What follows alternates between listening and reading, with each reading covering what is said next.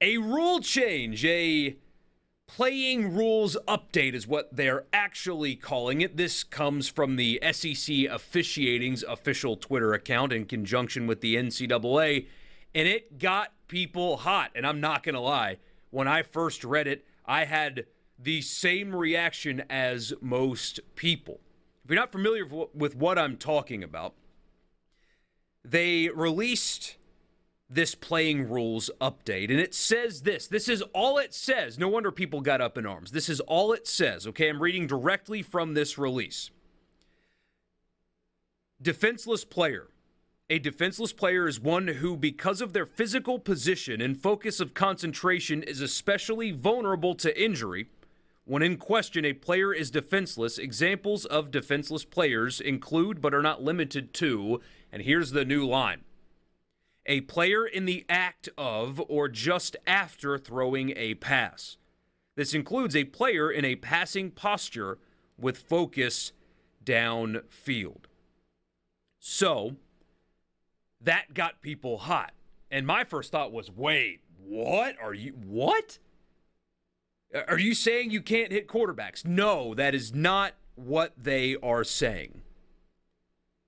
So, take a step back, take a deep breath. Your favorite defensive player can hit the quarterback still, legally. This is a new application, though, to targeting. This is a new application to targeting, okay? But there's a big problem with this still. A huge problem with this new rule involving quarterbacks. So I pulled up the rule book just to make sure I had my bearings correct. I pulled up the rule book. The headline here literally is, what is targeting? And here is the one that makes me really mad. Targeting and making forcible contact to head or neck area of a defenseless player. Remember that phrase, defenseless player. No player shall target and make forcible contact to the head or neck area of a defenseless opponent with the helmet, forearm, hand, fist, elbow, or shoulder. This foul requires that there be at least one indicator of targeting. Here is one of those indicators. Leading with helmet, shoulder, forearm, fist, hand, or elbow to attack with forcible contact at the head or neck area. Generally speaking, that sounds fine, right? We don't want players to have head injuries. Head injuries are objectively bad.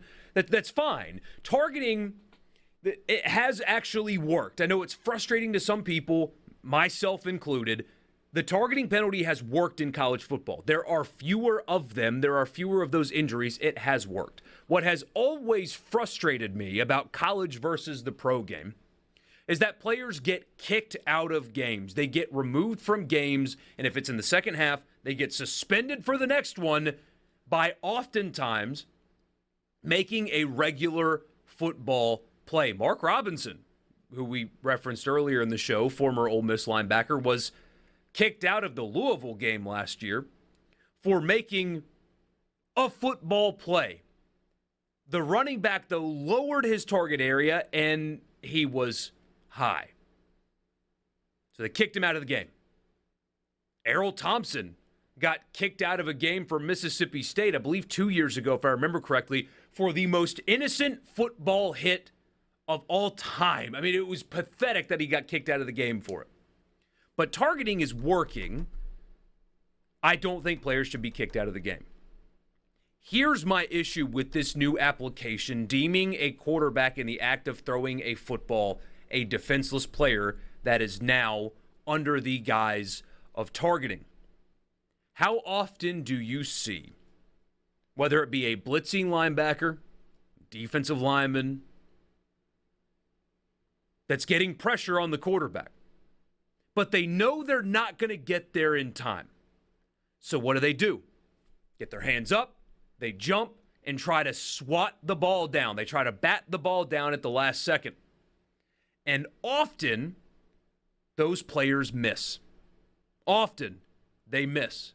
And sometimes, They will make contact with the upper shoulder, neck, or head area of the quarterback with their hands or their forearms, trying to bat the ball down.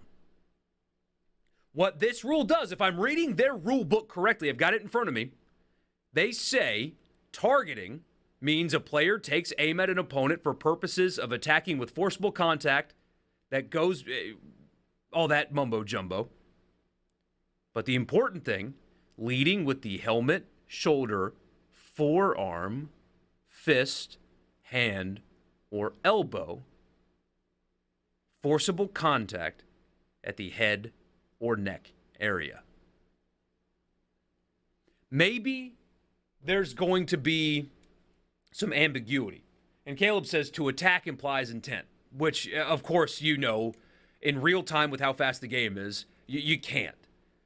So what this says to me, maybe they don't officiate it this way, but the words that they are using, if a defender with his hand, because hand is used in their fist forearm, makes forcible contact with a quarterback's helmet, it's targeting, and he will be ejected from a game.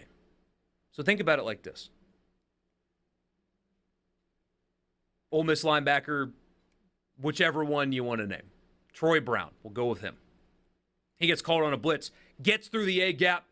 Quarterback's going to get the ball out in time, though, so he jumps up in the air, misses the ball, and because he is moving so fast and the game happens so fast, he misses the ball and his hand hits the quarterback in the side of his helmet. Hard. Hits him hard in the side of his helmet.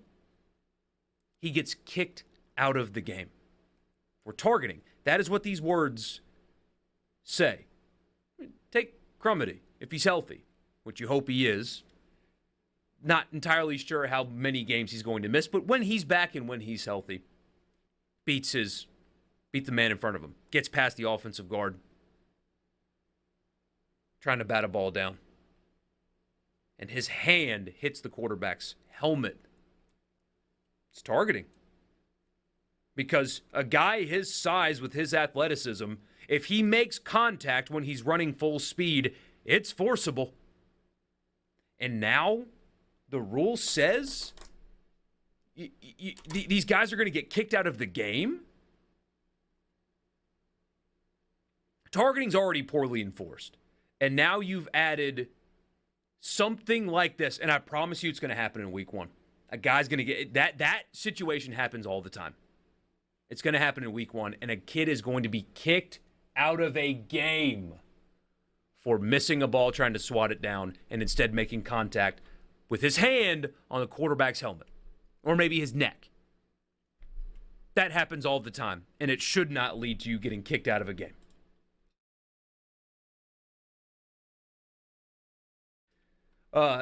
Dale from the Delta is asking, where's the confirmation that they don't mean you can't hit a quarterback while throwing? Because that rule, when they made that release, they did a very poor job of talking about when a defenseless player applies. And that they're talking about targeting. You can still tackle a quarterback while he is throwing. You still can do that. It's a targeting situation. It is not just you can't go tackle the quarterback anymore. It's a good question. So you can lead with a flying kick? Yeah, apparently so. Apparently you can go kick the guy because they didn't mention feet. But I'm sure there's some unnecessary roughness clause in there as